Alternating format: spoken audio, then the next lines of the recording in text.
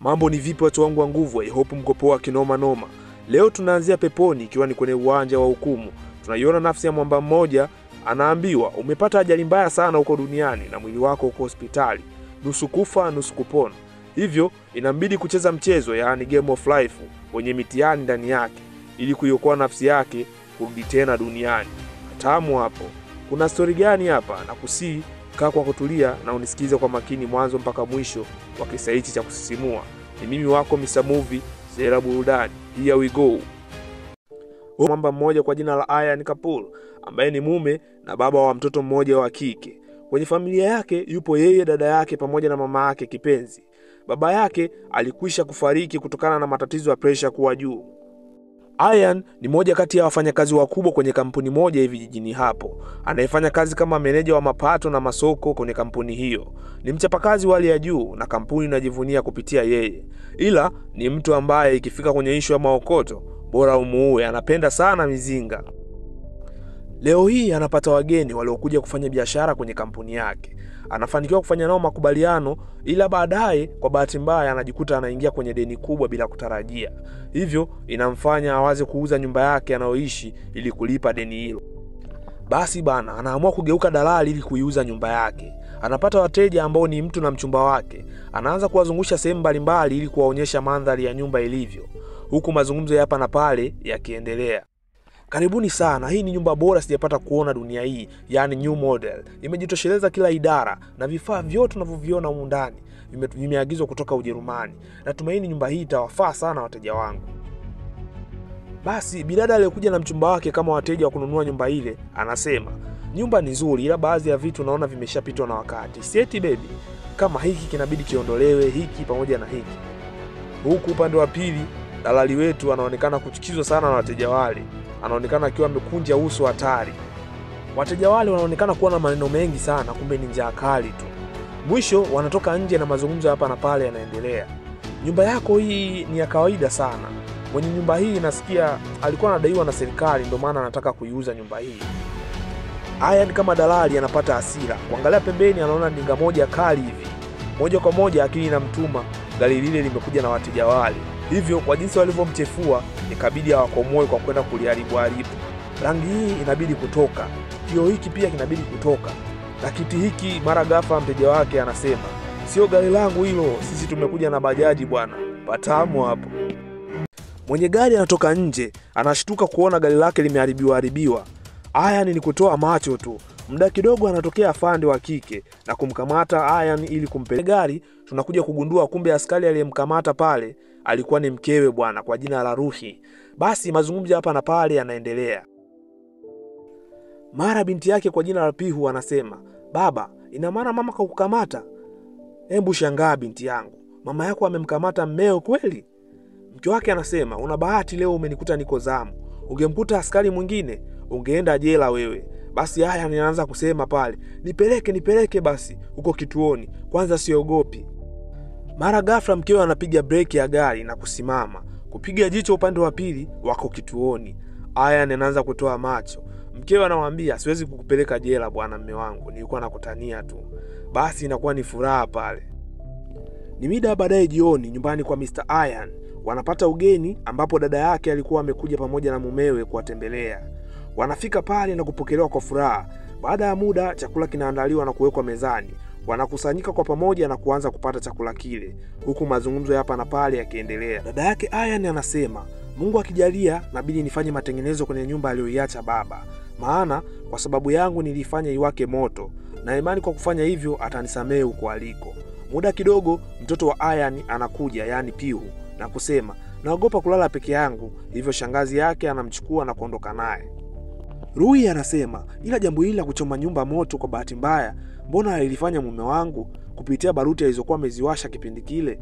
Inabidi Ian amueleze dada yake na kumuomba msamaha. Ian anaonekana kukasirishwa na jambo lile, mwisho anaondoka kwa hasira. Basi baada ya pale mkewe anaamua kumfuata nyuma mmewe na kuanza kumbembeleza, chezea wewe. Kwa Kiswahili wenyewe anasema hakuna mkate mgumu mbele ya chai. Basi anamuomba msamaha kama ameweza kumkosea na mwisho anaisha. Tunatoka huko ni siku inayofuata ambayo ilikuwa ni siku ya kuzaliwa binti yake Ian, yani Pihu. Hivyo Ayan na familia yake wanaamua kula mtoko kidogo kuadhimisha siku ya binti yake Piu. Inasikika sauti ya Piu ikisema, "Baba, nataka ice cream." Basi wanaenda wanapouza na kumnunulia. Muda kidogo Piu anasema tena, "Baba, nataka kupanda bembea." Basi wanaenda na kuchukua bembea na kupanda. Muda kidogo Piu anasema, "Nataka candy." Babake anaenda anamnunulia. Hawajakaa vizuri, "Baba, nataka popcorn." Ayan akiwa na jazba anasema, "Hapana binti yangu, umekuwa ukinizungusha huku na kule, nilisaa sasa. Ulitambua hilo?" Rui mkewe anasema, "Basi mme wangu, simkaripie hivyo mtoto. Kumbuka leo ni siku yake ya kuzaliwa. Hivyo anahitaji kampani yetu kama wazazi." "Mke wangu, unafahamu fikra. Siku ya leo na ratiba ngumu sana. Nabidi nihudhurie sehemu ya ibada. Na nikitoka hapo nabidi niende kwenye mkutano pia. Tufanye hivi, wewe utamnunulia zawadi mtoto, tukutane nyumbani." Basi mkewe anajibu, "Usichelewe basi kipenzi." Ayan anaondoka pale. Baada ya muda Mr. Ayan anafika sehemu ya ibada ili kuzidi kumwomba Mungu amnyoshee mambo yake apate kwenda vizuri. Mara ghafla akiwa anatoa heshima, inasikika sauti ya bibi mmoja akiwa na mjukuu wake. Inasikika ikisema, "Mjukuu wangu, naomba msaada wako baba. Hapa tulipo tuna siku ya 3 hatujala kitu chochote. Tusaidie baba." Basi Ayan kwa ghadhabu anajibu, "Bibi, wewe mwenyewe uone kama na mimi nimekuja kuomba hapa nisaidiwe matatizo yangu. Usinizingue basi." Basi Ayan kwa ghadhabu anatoka pale na kwenda kununua vitu ili kwenda kufanya ibada. Siku inayofuata Mr. Ayan anafanikiwa kupata wateja wa kununua nyumba ile. Ila stili bado mambo yanakwenda kombo, yani yanazidi kuwa mabaya. Kila kukicha afadhali ya jana. Huku zikiwa zimebaki siku chache muda waliopewa kulipa deni lile kuisha. Basi Mr. Ayan anazidi kuchanganyikiwa, hajui afanyaje. Baada ya dili la nyumba kushindikana, tunamwona Ayan akiwa ndani ya usafiri wake kurudi nyumbani. Mara ghafla anapokea simu ikitokea kwa sekretari wake kwenye kampuni anayofanyia kazi, akimwambia watu wa benki wanamsumbua sana, afanye jitihada kuuza nyumba ile ili kulipa deni lile. Kwa bahati mbaya, akiwa anaongea na simu, anashindwa kuangalia vizuri mbele na mwisho anapata ajali kwa kugongana na gari lingine. Inna lillahi wa inna ilaihi rajiun. Ile anaamka anajikuta yupo sehemu moja ya ajabu asiyoweza kuitambua. Mara anaanza kuita, "Daktari, daktari." Anajibiwa, "Hamna daktari hapa na wala haupo sehemu ya operation." Ayan anauliza, "Kama nyie sio madaktari na hapa sio hospitali, nyinyi wakina nani na hapa niko wapi?" Anajibiwa, "Hapa ni mlango wa peponi na mimi ni malaika mchukua roho na nafsi za watu huko duniani na hawa ni wasaidizi wangu." Ghafla linafunguka lango moja la ajabu lenye mwanga mkali. Ayan anaamka na kuelekea kule. Kwa mbele anasikia sauti ikimwambia, "Karibu Ayan, karibu Ayan." Ayan ni kuhema tu. Baada ya muda kidogo, sauti ya mtu yule inasikika ikisema, "Mabibi na mabwana, tafadhali mkaribisheni mgeni wetu wa leo, Mr. Ayan Kapoor." Mara ghafla unatokea uwanja mmoja wa ajabu uliosheheni watu wa kutosha, huku makofi, nderemo na vifijo vikisikika kumkaribisha mgeni wao mpya. Ayan ni kushangaa. Jaji mkuu anatoa tamko, historia ya bwana Ayan Kapoor ianze kusomwa. Inaanza kusomwa na TV la peponi linawashwa, huku malaika mchukua roho na nafsi za watu duniani anaanza kusoma historia ile. Anasema, "Mtumiwa wetu wa leo, majina kamili anaitwa Ayan Kapoor, ana miaka 33, amezaliwa na bwana na bibi Avinash Kapoor jijini Mumbai. Ni kitinda mimba kwenye familia yake, yani mtoto wa mwisho. Ni kipenzi kikubwa kwa dada yake pamoja na mama yake, na tangu akiwa mdogo alikuwa na ndoto ya kuja kuwa afisa polisi hapo baadaye, lakini ndoto yake haikupata kutimia, na mpenzi wake kwa jina la Ruhi ambaye ni mke wake ndiye aliyekuja kuwa askari hapo baadaye. Hivyo ikambidi ajaribu bahati yake kwenye kampuni moja hivi, akiwa kama afisa masoko na mapato, lakini aliishia kuingia kwenye madeni. Na leo siku ya Jumanne jioni mida ya saa 10:30 alipata ajali mbaya ya gari na sasa yupo mahali hapa. Na hiyo ndio historia fupi ya mtumiwa wetu mtukufu jaji. Jaji mkuu anaamka na kusema, "Bwana Ayan, hivi sasa mwili wako upo nusu kufa nusu kupona, yani maisha yako yanaelea juu juu." Mara linawashwa TV la peponi huku likionyesha hali alionayo hospitalini. Haya ni kutetemeka tu. Jaji anaendelea kwa kusema, "Masaa 5 yajayo mwili wako utakwenda kufanywa operation, na ndani ya muda huo tutakwenda kucheza mchezo na wewe." Ayan anauliza, "Mchezo gani huo?" Anajibiwa, "The game of life," yani mchezo wa kuokoa nafsi yako na maisha yako. Anaendelea kwa kusema, "Na mimi hapa ndiye jaji mkuu wa mchezo huu, na kazi yangu ni kuhesabu mema na mabaya yako.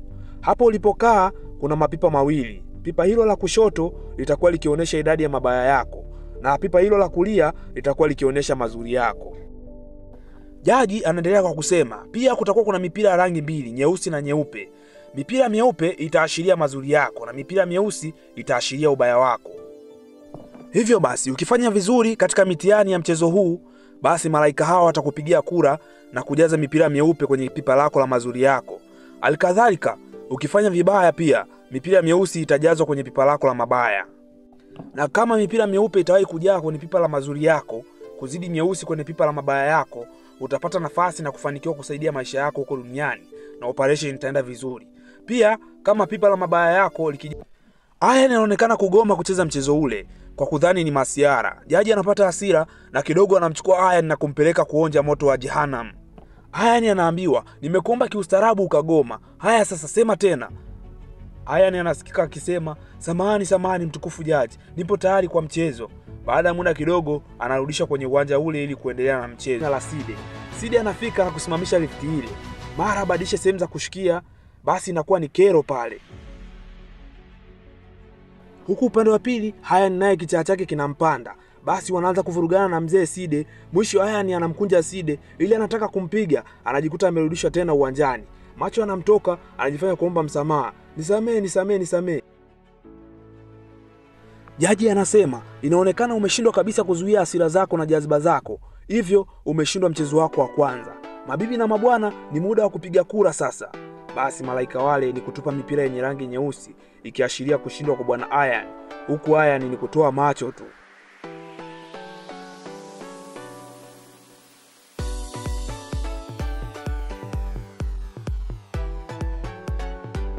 Baada ya malaika wale kumaliza kupiga kura, jaji anasema, Mr. Ayan, naona umeanza vibaya katika mchezo wako. Aya basi, twende raundi ya pili ya mchezo. Udhaifu wako wa pili, umekuwa ni mtu mwenye tamaa, mtu wa rushwa na katili. Ayan anasema, hapana mtukufu jaji, mimi sidhani kama hiyo ni kesi. Jaji anasema, sawa, babako alikuwa ni profesa wa somo la biology, si ndio? Ayan anatingisha kichwa kwa kukubali. Unakumbuka ulikuwa ukivujisha mitihani yake kwa mwanafunzi mmoja hivi ili kujipatia pesa? Takriban rupia 2000 kwa jina la Ashkat. Ayan anajitetea pale kwa kusema, jaji, nyakati zile zilikuwa za utoto na baba pia hakuwahi kunipatia pesa matumizi, na ndio maana nilikuwa nafanya vile. Kila mtu anafanya makosa mtukufu jaji. Hata hivyo, kwa kufanya vile amekuja kuwa mtu mkubwa na daktari bingwa wa masuala ya upasuaji. Sasa hapo kosa langu lipi mtukufu jaji? Jaji anasema, unasema amekuwa daktari Mara TV la peponi linawashwa. Jaji anaendelea kwa kusema, ni kweli amekuwa daktari na kwa sasa yupo anakwenda kufanya operation. Ni kuangalia vizuri anakuta mgonjwa anaenda kufanyia operation ni yeye bwana. Patamu hapo. Anashtuka kuona daktari mwenyewe hajui hata kushika kisu. Yaani full wenge.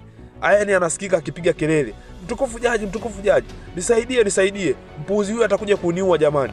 Jaji anasema, naomba utulie kwanza. Kama nilivyokwisha kueleza hapo awali, kitakachookoa maisha yako ni mipira meupe kujaa kwenye pipa lako la mazuri yako. Na kwa kusema hivyo, unabidi kufanya kazi moja ambayo itakuwa ni mtihani wako wa pili. Ayan anauliza, kazi gani hiyo mtukufu jaji? Ayan anaambiwa, kuna wanandoa wawili, bwana na bibi Gakwad. Wana nyumba yao jijini Mumbai. Miaka 5 iliyopita walikuwa na hali mbaya sana ya kifedha. Hivyo wajenzi wakachukulia kama fursa na kununua nyumba ile kwa kiasi cha milioni 30. Hivyo basi, kazi yako itakuwa ni kufanya dili na wajenzi hao. Aidha kuwapatia kiwango sahihi wazee wale kulingana na nyumba ilivyo na sehemu iliyopo, au kuwarudishia nyumba yao. Na baada ya hapo Mr. Ayan, dili lako litakuwa limefanikiwa na utakuwa umeshinda mtihani. Ayan kwa kuwa mambo ya udalali anayaweza, anaonesha kukubali jambo hilo. Basi jaji anatoa simu na kumpatia Ayan ili kuzungumza na mhusika yule. Ayan anachukua simu na mazungumzo hapa na pale tunaona yakiendelea. Halo mkuu, napenda tuzungumzie kuhusiana na swala la nyumba ya bwana na bibi Gakwad. Anajibiwa, dili hilo mbona limeshakwisha? Ni sawa. Unajua nini mkuu? Nyumba ile ina thamani kubwa, takriban milioni 150. Wameshindikizwa tu wazee wale kuuza nyumba ile kwa milioni 30. Kwa hiyo unatakaje? Mkuu, nilichokuwa nakiomba kama itawezekana uachane na nyumba ile. Alafu mimi nitakutafutia nyumba nyingine nzuri iliyopo maeneo kama hayo. Naomba warudishie wazee wale nyumba ile. Wanateseka sana. Kwa kufanya hivyo, na imani hata Mungu atakubariki na utapata thawabu. Ayan anajibiwa, kijana, mimi ni mfanyabiashara na huwa nipo kimaslahi zaidi na sio kupata thawabu. Kazi hizo za kanisa huwa sifanyi kabisa. Naomba usipoteze muda wangu. Na mwisho anakata simu. Jaji anasema, pole sana Mr. Ayan, umefeli mtihani wako wa pili tena. Ayan anaonekana kujitetea sana pale kwa kusema, jaji, wewe mwenyewe umesikia jamaa mwenyewe alivyokuwa kisirani. Yaani vururu. Anajitetea pale ila inakuwa haikusaidia kitu. Inasikika sauti ya jaji ikisema, mabibi na mabwana, ni muda wa kupiga kura sasa. Basi malaika wale ni kutupa mipira myeusi kwenye pipa la mabaya ya Ayan. Ayan ni kutoa macho tu. Baada ya kura kupigwa, Ayan anaonekana hajaridhishwa kabisa na maamuzi yale na kura zile zilizopigwa kutokana na mtihani aliopewa. Ila jaji anamwambia, labda utakuwa uwakumbuki bwana na bibi Gakwad, lakini nafikiri utakuwa unaikumbuka sauti yako. Mara TV la peponi linawashwa na sauti ya Ayan inasikika ikisema, mimi ni mfanyabiashara bwana na huwa nipo kimaslahi zaidi na sio kwa kufanya kitu kwa ajili ya kupata thawabu. Kazi hizo za kanisa huwa sifanyi kabisa. Naomba tafadhali usinipotezee muda wangu. Basi Ayan anaonekana kunywea kweli, misili ya kondoo alionyeshewa na mvua, na hii ni baada ya kusikia sauti ile na kugundua ni sauti yake.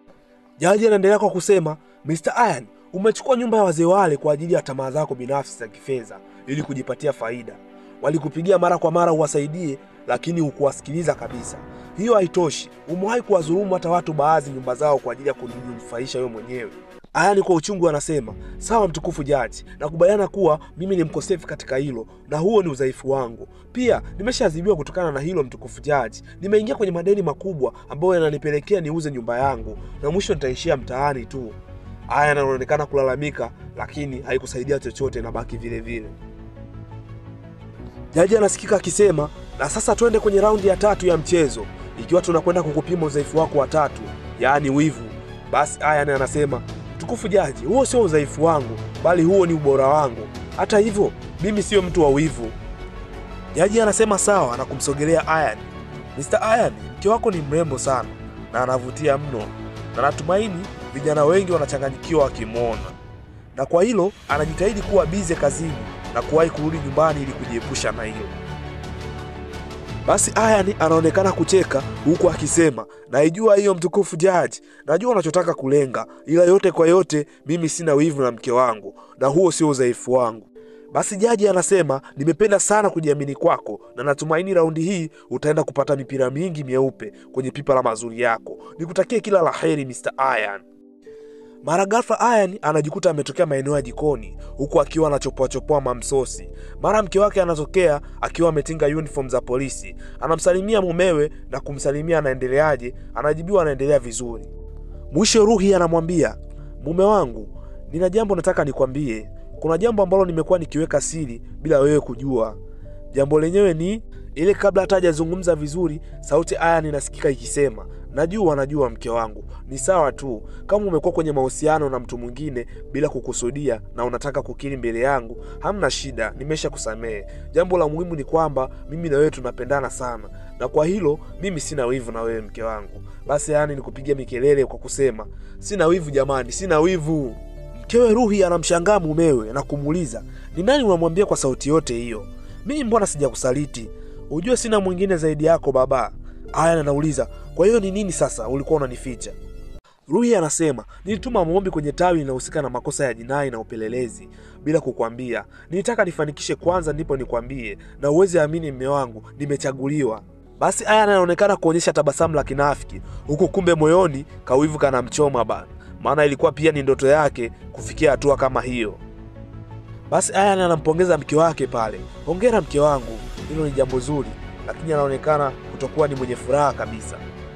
Ruhi anamuuliza, ni nini tena mume wangu? Mbona unaonekana huna furaha na sura yako inaonyesha hilo wazi? Ayan anasema, naona nina mkosi. Ruhi anamuuliza, mkosi wa nini tena mume wangu? Ayan anasema, namaanisha mimi sitokuja kuwa askari polisi. Na nikiangalia wewe sasa hivi umekuwa askari, tena umechaguliwa kwenye kitengo cha upelelezi. Ruhi anasema, lakini mume wangu, sio makosa yangu kwa kufeli kwako mtihani wa kujiunga na jeshi la polisi. Basi maneno yale yanaonekana kumchoma sana Ayan. Chakula alikuwa ameshaweka chumvi ila anaonja anahisi kama bado hivi. Analalamika pale, kwa hiyo unamaanisha mimi sina akili ndio maana nimefeli mtihani ule. Haya sawa, chukua kisu hiki hapa na chumvi unikatekate kisha unipake. Rui anasema, lakini mme wangu. Ayan anajibu kwa jazba pale, hakuna cha lakini, maana kwa maneno yako ni sawasawa umefanya hivyo kuniumiza tu. Basi inakuwa ni vurugu pale, hii yote ikiwa ni wivu wa Ayan kusikia mke wake amechaguliwa kwenye kitengo cha upelelezi. Mara kidogo Ayan anarudishwa tena uwanjani, la salale. Jaji anasema, ona sasa, umejisifu sana na kujigamba, ila umeshindwa tena Mr. Ayan. Muda kidogo malaika wanaanza kutupa mipira mieusi kwenye pipa la mabaya ya Ayan. Ayan ni kutoa macho tu. Ayan analalamika pale, hapana mtukufu jaji, hii sio haki kabisa, na hii sio wivu, haya ni mambo ya wanandoa. Jaji anasema, Mr. Ayan, nani kakwambia wivu unakuja kwa njia moja tu, au kupimwa kwa njia moja tu? Ayan anasema, lakini mtukufu jaji, simuona hii wivu mke wangu. Ayan analalamika pale na kujitetea, lakini haikusaidia chochote. Pia ndio hiyo mieusi inazidi kujaa kwenye pipa la mabaya yake. Ayan ni kuchanganyikiwa tu. Sauti ya jaji inasikika ikisema, na sasa tunaendelea na udhaifu wako unaofuata ambao ni udanganyifu. Hii ni sambamba na kuwa na imani potofu ambazo unaziamini kuwa kweli. Mfano mzuri, umesema kwamba hauna wivu na mkeo. Ayan anasema, ila swala la kuja kuwa askari lilikuwa ni wazo langu, na alifanya maombi yao yote ya uaskari, hiyo yote ni sababu yangu. Mwisho akapata kuwa askari, ila mimi nikakosa. Na hata hivyo mtukufu jaji, mpaka sasa sijaona cha ajabu alichokifanya tangu awe askari. Kila siku ni maafisa wengine huko ndio wanaotajwa wakifanya mambo makubwa, ila sio yeye. Laiti ningepata fursa hiyo ya kuwa askari, ningefanya mambo makubwa kuliko yeye. Jaji anasema, kwa hiyo unasema ukipata nafasi hiyo ya kuwa askari, utakuwa askari bora kumzidi mkeo? Ayan anajibu, Ndiyo mtukufu jaji, kwa 100%. Jaji anasema, unataka tubashiri? Kumbuka, kama utashindwa katika mchezo huu, mipira mieusi itaongezwa mara 2 yake. Ayan anakubali, basi jaji anamtakia kila laheri Mr. Ayan kwenye mtihani wake unaofuata. Ghafla Ayan anajikuta ni askari, na leo hii kuna tukio la wizi ndani ya benki. Hivyo, baada ya kupokea taarifa, anafika chapo eneo la tukio. Anafika na kupewa taarifa juu ya kile kinachoendelea. Moja kwa moja anafika kwenye eneo la tukio na kukuta askari mwenzie kashikiwa kisu shingoni. Ayan anaingia kwa mbwembwe pale na kuvuta silaha yake aina ya bastora, wenyewe Waswahili wanaita mguu wa kuku, na kumnyooshea mhalifu yule. Mikono juu mwendo wa mateka. Mtuhumiwa anasema, naomba usimame hapo hapo, kama utaendelea kusogea na mtoa shingo yake huyu. Basi Ayan anasema, unafikiri leo utachomoka hapa? Leo hii mimi na wewe. Labda hujui tu, nikujuze, askari Ayan akiwa mzigoni hakuna anayechomoka. Haya sasa, tupa kisu chako kwa usalama wako.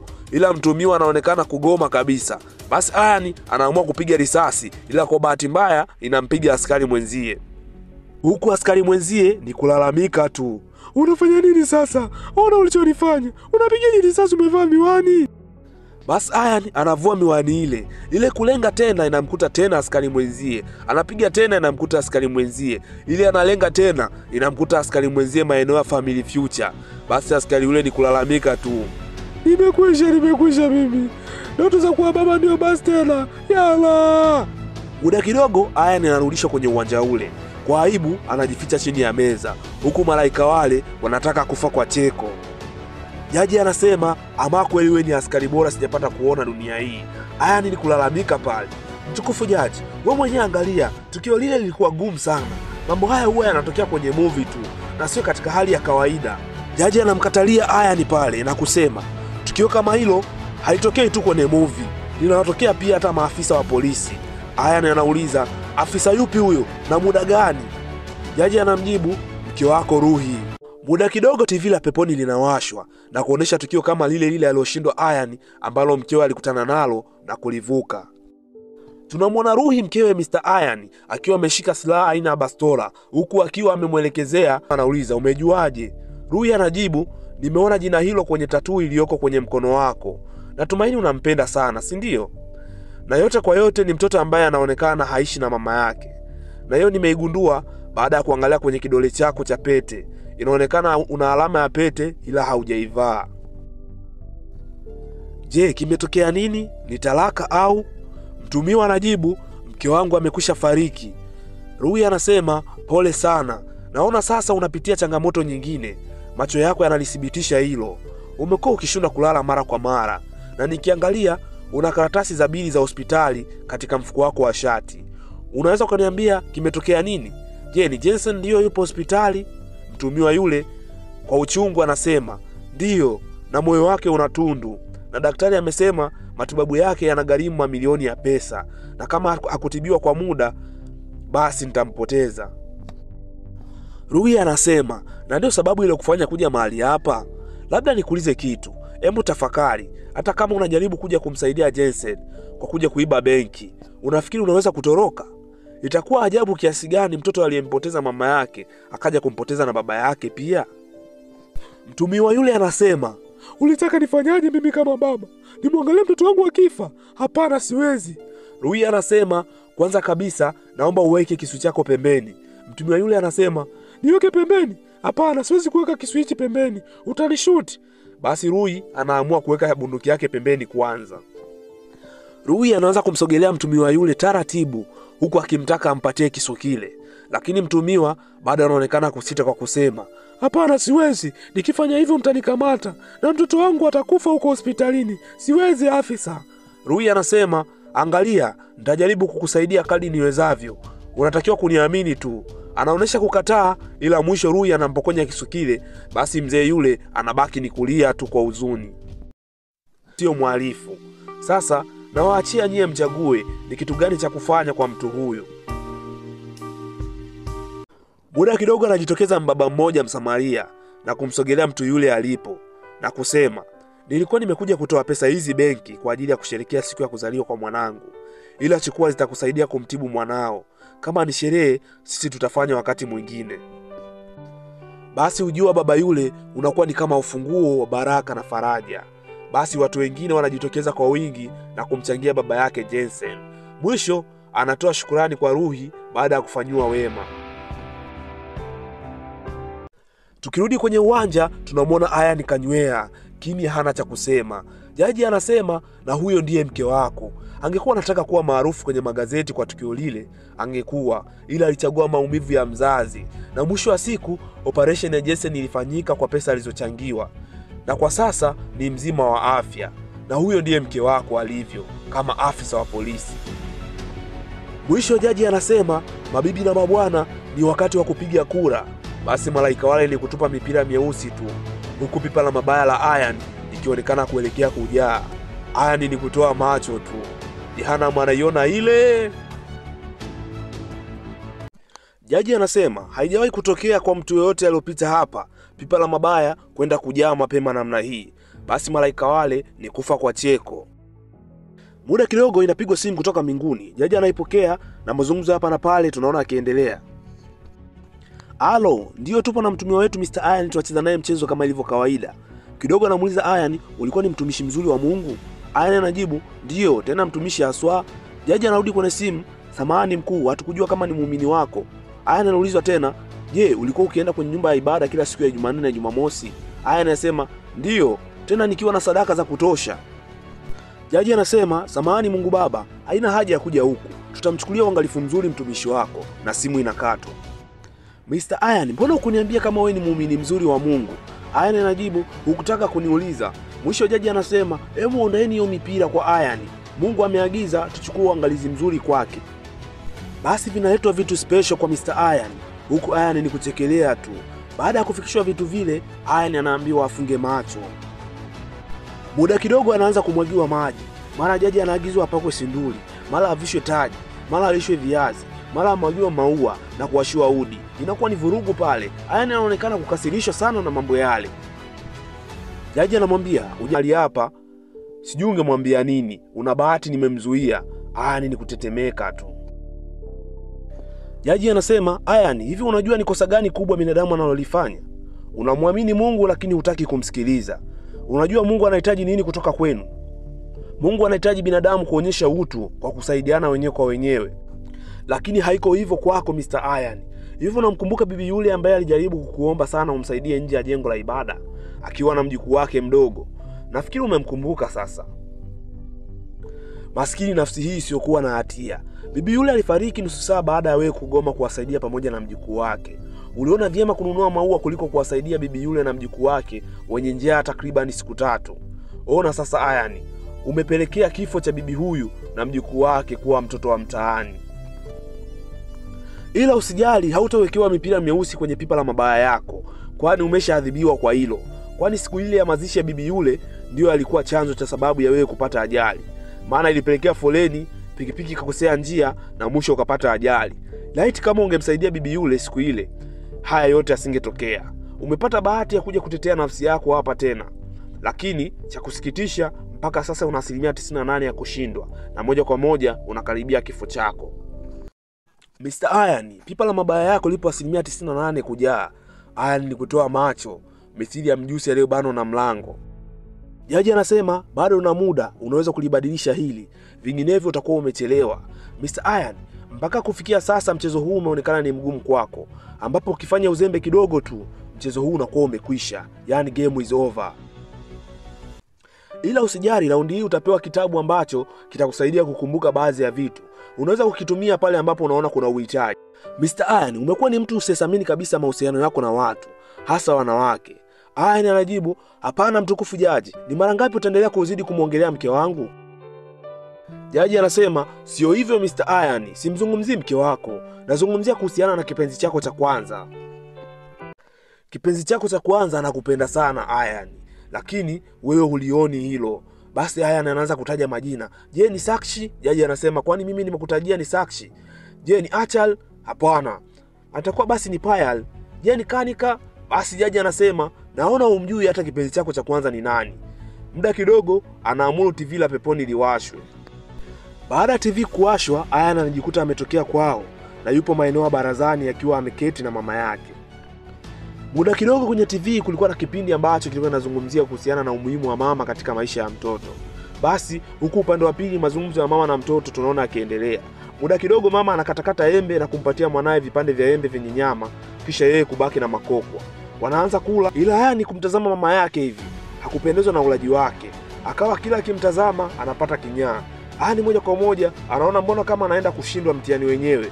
Kidogo anakumbuka kitabu kile ambacho alipewa, akaambiwa pale anapohitaji msaada basi kitamsaidia. Anakichukua chapu na kukifungua ili kuanza kukisoma. Ilikuwa ni historia inayomhusu Ian.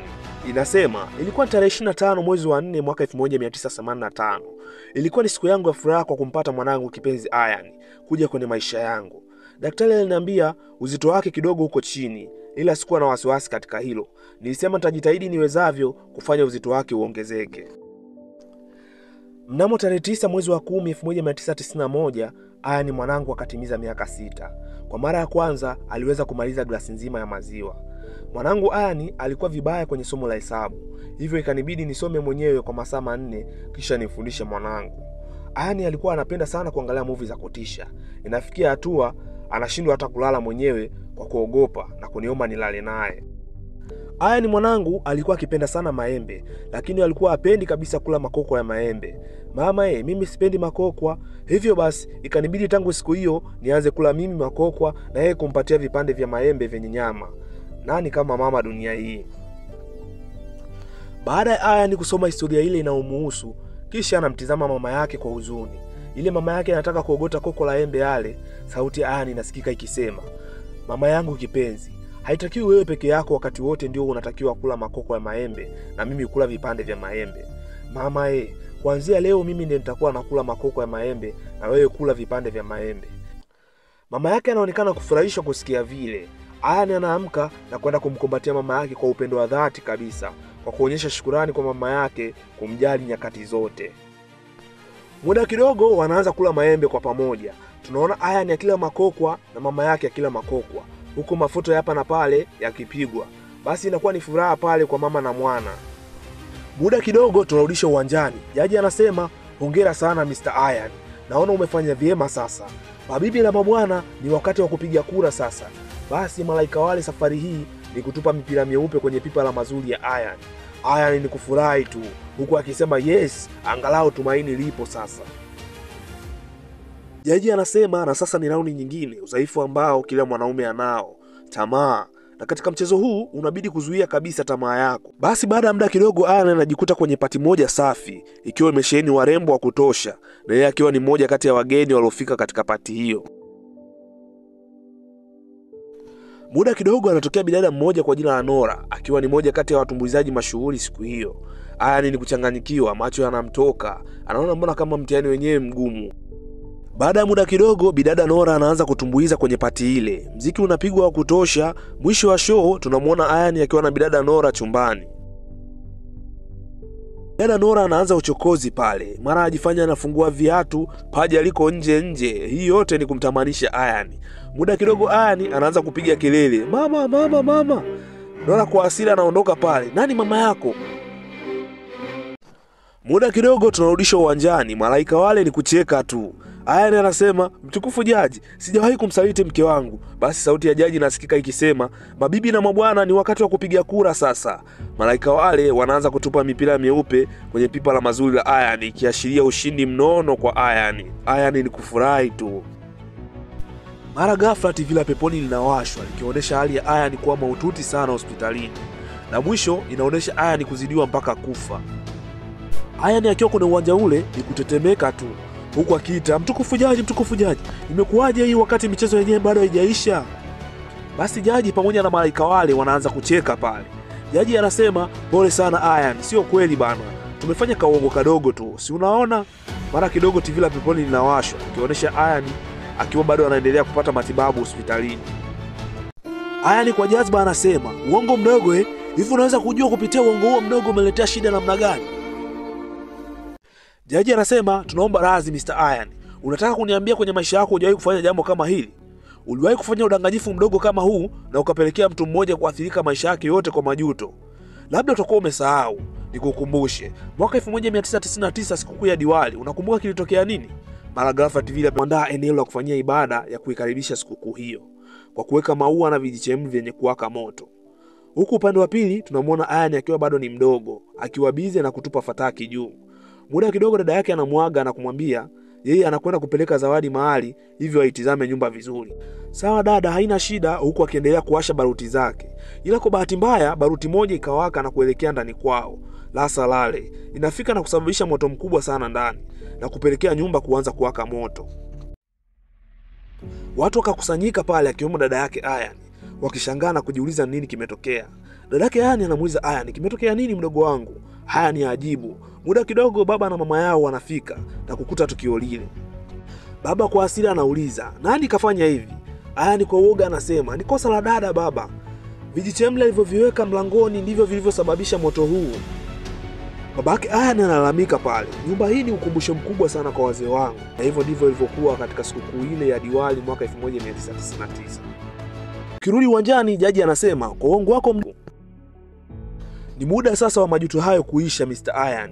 Hii ikiwa ni raundi yako ya mwisho ya mchezo, inakubidi umweleze dada yako ukweli wote juu ya kile kilichotokea siku ile." Ayan anasema, "Nitawezaje mtukufu jaji? Kama nikifanya hivyo ataniua." Jaji anamwambia, "Ni wakati wako sasa.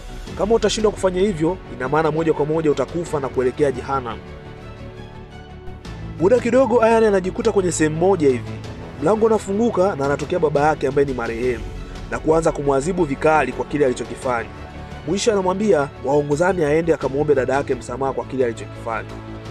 Ayan pamoja na nafsi anaanza mazungumzo na dada yake. "Dada Ayan uko hapa?" "Ndio dada, nilikuwa maeneo ya karibu hapa. Hivyo nikaona sio mbaya nikija nikakusalimia." "Dada kuna jambo nataka kukwambia." "Lipi hilo tena mdogo wangu?" "Unakumbuka usiku ule wa sikukuu ya Diwali?" Kwa uchungu dada yake anasema, "Nawezaje kusahau usiku ule mdogo wangu? Usiku ule ulibadilisha maisha yangu kabisa." "Dada usiku ule sio wewe uliosababisha moto ule kuwaka, ni mimi." "Unasemaje Ayan?" "Ni kwamba sio vibatari vyako vya moto vilivyopelekea moto ule kuwaka, bali ni baruti zangu." "Samahani dada, nilikuwa naogopa kuongea ukweli usiku ule. Naomba msamaha wako tafadhali." Dadake Ayan kwa uchungu huko machozi yakimtiririka anasema, "Unajua ni wakati gani nimepitia kupitia hilo? Miaka yote nimekuwa nikijilaumu kwenye kosa ambalo sikulifanya. Kumbe ni kosa lako. Mpaka sasa baba ameumea tena." Muda kidogo babake Ayan akiwa kama nafsi anamwambia Ayan, "Mwambie dada yako nimekwisha msamehe." "Dada baba amesema amekwisha kukusamehe. Kivipi? Maneno ya kusema kisha Ian anayafuatisha. Dadae, baba amesema hutakiwi kujiona mwenye makosa. Kivipi Ian? Kivipi Ian? Mbona unanichanganya? Amesema hutakiwi kukaa kila siku usiku ukikesha kumuomba msamaha. Umelijuaje hilo Ian? Kama huwa anafanya hivyo kumuomba msamaha baba kila siku usiku. Ian anasema baba alinijia kwa ndoto na kuniambia hayo. Amelaumu kweli na kuniadhibu vikali, na ndio maana leo nimekuja kukuomba dada yangu msamaha. Unasema kweli mdogo wangu baba akakuijia kwenye ndoto? Ian anatingisha kichwa kwa ishara ya kukubali. Niambie baba kingine kipi alikwambia? Ian anasema amesema uache kabisa kufikiria nyumba ile na ujali maisha yako kwa sasa. Na amesema umwambie shemeji aache kuwa ananunua pombe, sio nzuri kiafya. Mwisho dada yake Ian anamkumbatia kaka yake kwa furaha, kwa ishara ya kuonyesha kuwa amemsamehe. Tukirudi uwanjani, malaika wale ni kutupa mipira mieupe tu kwenye pipa la mazuri ya Ian mpaka linajaa juu. Na huu ukiwa ni ushindi mzito na mnono kwa Ian katika raundi yake ya mwisho. Ian anafurahi sana huku uwanja mzima ukipiga makofi na vigelegele. Ian. Kuna zawadi yako hapa nimekuandalia. Ian anaichukua. Zawadi hiyo ni mkataba wa kuuza ile nyumba yako. Kitu pekee ulichoshindwa kukifanya kwa takriban miezi 6, ila mimi nimekifanya kwa siku moja tu. Na sambamba na hilo Mr. Ian, hii hapa ni cheki ya milioni 180, na hii ni baada ya kuuza nyumba yako. Ian anashukuru sana pale na kuahidi akirudi tena duniani binti yake. Pole sana binti yangu, babako kidogo ana mawazo yanamsumbua, kwa hiyo naomba usimchukie. Haya sasa twende nikakununulie zawadi nzuri binti yangu mzuri. Yu anasema, mama tayari nimeshaipata zawadi yangu. Rui anauliza, wakati gani binti yangu? Piu anasema, nilihitaji kupata muda nikiwa na baba, maana hakuwahi kuwa na muda wa kuwa pamoja na mimi kama hivi. Kwa hiyo nimeweka udhuru wa zawadi yangu. Kwa haina shida, siwezi kumchukia baba mama.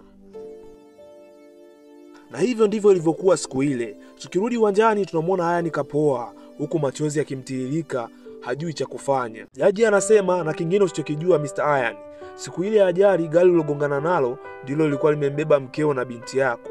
Na kwa sasa wako hoi hospitali na hawajulikani kama watapona au la. Haya ni kwa uchungu. Mtukufu jaji, naomba wasaidie familia yangu. Nimebadilika kwa sasa, nitakuwa mtu mzuri. Mwisho jaji anasema, Mr. Ian, nikutakia wakati mwingine mwema huko duniani. Muda kidogo nafsi ya Ian inarudishwa duniani. Tunamuona akiwa maeneo ya hospitali. Mara ghafla Ian anaamka na kuanza kuita, Rui, Piu. Ghafla daktari anakuja na kumsia atulie. Ian anaulizia kuhusiana na familia yake pale. Anaambiwa familia yako iko kwenye koma, na sambamba na hilo figo za binti yako zimekufa. Tumejaribu kumpatia figo ya mkeo lakini imeshindikana kufanya kazi. Ian anaomba pale wachukue hata figo yake moja ili kumsaidia binti yake asife. Basi daktari anamtuliza na kumsia atulie, wafanye utaratibu kuona wanafanyaje. Kuisaidia familia yangu. Daktari anamwambia, utawezaje kuishi bila kuwa na figo Mr. Ian? Naomba daktari kwa hilo, nahitaji kuisaidia familia yangu eti. Mr. Ian, tafadhali jaribu kuelewa. Hatuwezi kufanya hivyo, ni kosa kisheria na ni kinyume na kazi yetu. Ian kwa majonzi anauliza, kwa hiyo daktari, unamaanisha natakiwa kuchagua maisha ya mmoja wao ambaye nitakwenda kumsaidia? Basi Ian anaachwa akiwa na mawazo lukuki, hasa akitazama familia yake ikiwa katika hali mahututi. Anakumbuka nyakati mbalimbali walizokuwa kifurahi pamoja yeye na familia yake. Inakuwa ni huzuni pale. Mwisho Ian anaamua kujijeruhi kwa kunywa vidonge vingi, yani kujioverdose, ambapo kupona inakuwa ni ngumu. Madaktari wanafika pale na kumkuta Ian akiwa katika hali mbaya, huku mkononi akiwa ameshika barua. Barua ile ilikuwa inasema hivi, mpendwa daktari, nahitaji figo zangu zitumike kuwasaidia mke wangu pamoja na binti yangu pindi nitakapokufa. Nimesha saini karatasi hizi. Basi baada ya pale tunamwona Ian akitokea sehemu moja asiweza kuitambua, akiwa kwenye kiti akiwa amevalia mavazi meupe. Na ghafla lango la ajabu linafunguliwa. Kisha jaji ule anamuita asogee. Na moja kwa moja anasogea na kutokea kwenye uwanja ule wa sinema yetu safi ya Game of Life. Mambo machache kujifunza katika movie hii. Jambo la kwanza, katika maisha tujifunze kuzuia jaziba zetu. Vinginevyo tutakuja kufanya maamuzi ambayo sio mazuri. Tumeliona hilo kwa Mr. Ian. Wahenga wanasema hasira hasara. Jambo la pili la kujifunza katika movie hii, linatukumbusha kuwa tuepukane na wivu. Maana siku zote Mungu anatupa tunachostahili na sio tunachokitaka. Tumeliona jambo hili kupitia Mr. Ian. Mr. Ian alikuwa anahitaji kuwa askari mkubwa kumzidi mkewe, lakini tumeona alichokuwa anakifanya. Mke wake ndiye alikuwa anastahili kuwa askari. Movie yetu inatufundisha pia tuonyeshe upendo wa dhati kwa wazazi wetu. maana ili ufanikiwe kwa jambo lolote lile hapa duniani unabidi kuwatendea vizuri wazazi wako. Na jambo la 4, tujifunze kuomba msamaha pale tunapowakosea watu na kuwasamehe watu pale ambapo tunaomba msamaha ili kujenga umoja na upendo na mshikamano katikati yetu. Mungu wetu ni mwenye huruma na mwenye kutupenda. Amempatia Ann nafasi nyingine ya kuwa mtu mwema. Ni wakati wetu sasa. Mimi na wewe, Mungu ametupatia nafasi nyingine na kutukumbusha kupitia movie hii kuachana na yale yote yasiyofaa na kutenda yaliyo mema kwake. Ningependa kuona chini kwenye comment umejifunza nini kupitia movie hii. Ni mimi wako Mr. Movie mitamboni. Tukutane kwenye vigongo vingine. See you next time. Bye bye.